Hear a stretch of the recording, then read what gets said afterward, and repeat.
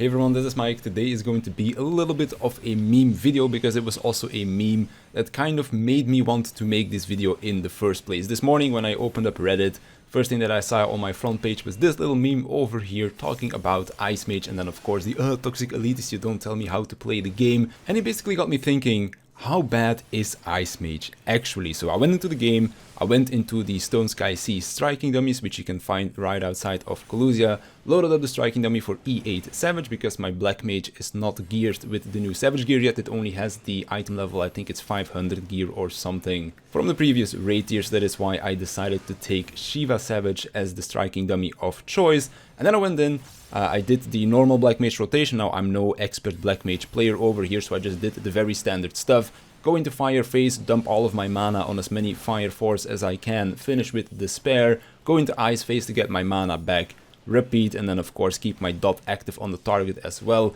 and use Xenoglossies whenever possible. So basically very general average Black Mage rotation. I'm a very average Black Mage player as well, and I did around 18 to 19,000 damage, maybe a little bit more here or there depending on crit luck. The run that I ended up recording had about 18,500 DPS on the striking dummy, doing the normal Black Mage rotation. Then of course I went back in after that to do the Ice Mage rotation, where the only thing I would be doing is use Blizzard 3 at the beginning to get my Umbral Ice going, and then I used nothing but Blizzard 4, Blizzard or Blizzard 1, whatever you want to call it, and then of course using my Thunder 4 whenever necessary as well, using all of my sharp cast procs on Thunder 4 itself as well, because of course there's nothing else that I could be using it on, and then also again use Xenoglossi whenever possible. And in the end the DPS of that run ended up being just over 13,000 DPS, and that's actually not as bad as I was expecting it to be. And the main reason why that is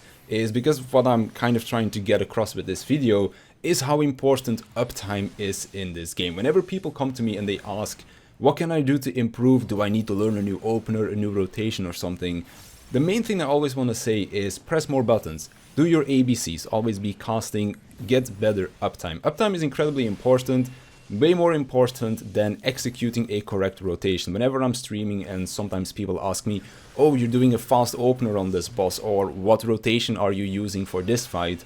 I always just say that I don't necessarily know myself. I just do the rotation as I have learned it before. Might not be the correct rotation, might not be the correct opener either, but I'm still getting really good parses, and that is because I know the basics of the job that I am playing, and I'm also able to get a very high uptime percentage. I am pretty much always pressing buttons whenever they are available, whether it be my GCDs to keep that rolling, always be casting, or whether it is whenever my off-global cooldowns are up as well, that I get them on cooldown as soon as possible again as well, thus improving my CPM or my casts per minute, and thus also getting my DPS up there, even though I am technically not playing super optimal as I am supposed to be playing it. And that's kind of why I still wanted to make the video about this. Yes, it's a bit of a meme that I used Ice Mage in order to get this across, but even still, looking at Ice Mage, 13,000 DPS for a Black Mage is very low. Of course, it's not good. I'm definitely not encouraging anyone out here that's watching this video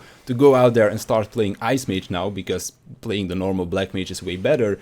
But I'm trying to get across that it is much better for you to accidentally make rotational mistakes or press the wrong button when you're not quite sure what you're supposed to be pressing, than just stopping, thinking to yourself, what am I supposed to do, and then press the correct button afterwards. It's much better to just screw up your rotation, press some wrong buttons here or there, learn from that after the fact, than it is to just stop doing anything, think, and then go on, because that is in the long run going to give you a much bigger DPS loss, other than just pressing the wrong button here or there. Like for example, let's take Black Mage again.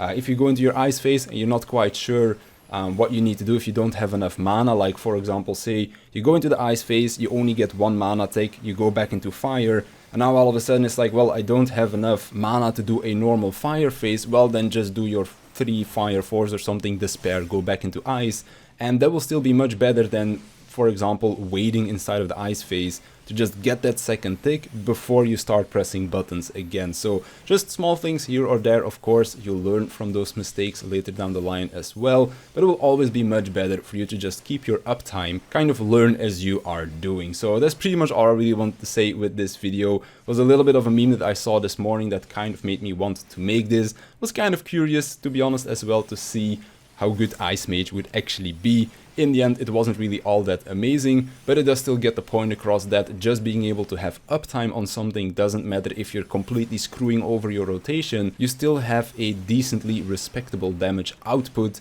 And then, of course, if you do end up being able to learn the correct rotation, correct opener, that kind of stuff, this DPS output will just go way up from there if you already have the fundamentals of always be casting, keeping up your uptime already there from the beginning. So that's pretty much all I really want to say. I want to thank you for watching. I want to thank my Patreons for their support, and I'll see you in the next one.